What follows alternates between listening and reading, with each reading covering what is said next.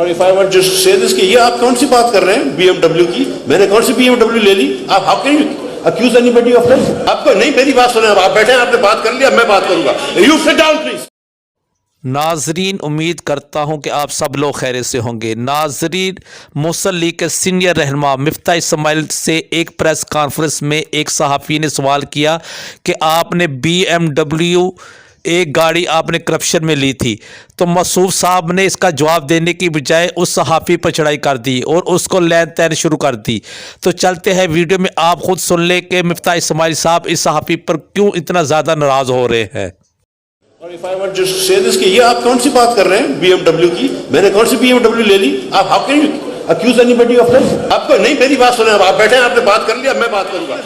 میں 5 مہینے جیل میں گیا ہوں، میں 5 مہینے جیل میں گیا ہوں without being ever guilty of anything. So I don't appreciate people telling me کہ I have done something wrong.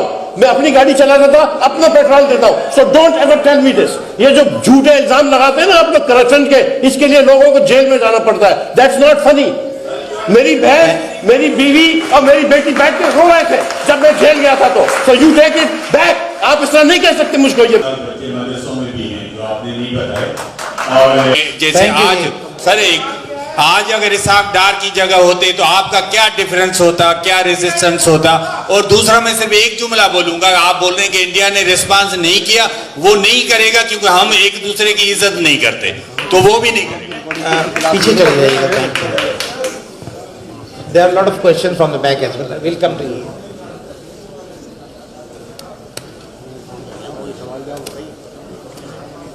جی وہ behind you.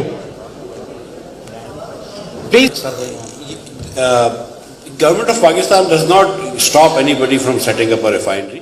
اور ہم نے سعودی عرب کو بھی کہا ہوا ہے، 2017 میں بھی کہا تھا، پھر عمران خان کی حکومت نے بھی کوشش کی سعودی عرب سے بات کرنے کی کہ آپ آ کے ریفائنری لگائیے. آپ کو یہ سوچنا ہوگا کہ یہاں پہ آپ کی بات درست ہے کہ اتنا ہم فنش پروڈکٹ منگواتے ہیں، موٹر گیسولین اور ڈیزل اور کروڈ آئل، یہاں پہ اتنا نہیں آتا، اور یہاں پہ کم از کم 5 لاکھ بیرلز پر ڈے کی ریفائنری آسانی سے لگ سکتی ہے، لیکن پھر بھی کوئی نہیں لگا رہا پاکستان میں ریفائنری. تو اس کی کیا وجہ ہے؟ Think about what are the problems that the government of Pakistan creates to people who are trying to set up a refinery. اور if I were just say this کہ یہ آپ کون سی بات کر رہے ہیں BMW کی؟ میں نے کون سی BMW لے لی؟ آپ how can you accuse anybody of this؟ How can you say this؟ مطلب آپ کیسی بات کر رہے ہیں؟ آپ کو نہیں، میری بات سنیں، آپ بیٹھے ہیں، آپ نے بات کر لیا، میں بات کروں گا. You sit down please. How dare you talk to me about this کہ BMW میں نے لے لی؟ آپ کو نہیں، آپ دیکھیں، ایک میری بات سنیں، میں اس ملک میں 5 مہینے جیل میں گیا ہوں، میں 5 مہینے جیل میں گیا ہوں without being ever guilty of anything. So I don't appreciate people telling me کہ I have done something wrong. میں اپنی گاڑی چلا رہا تھا، اپنا پیٹرول دیتا ہوں. So don't ever tell me this. یہ جو جھوٹے الزام لگاتے ہیں نا آپ لوگ کرپشن کے، اس کے لیے لوگوں کو جیل میں جانا پڑتا ہے. That's not funny. میری بہن، میری بیوی اور میری بیٹی بیٹھ کے رو رہے تھے جب میں جیل گیا تھا. تو so you take it back. آپ اس طرح نہیں کہہ سکتے مجھ کو یہ بات. Thank you مفتاح صاحب. Thank you. Asfar, thank you G. Thank you very much. دیکھیں جی، ایک تو نا یہ الزام لگا تھی. Please, thank you.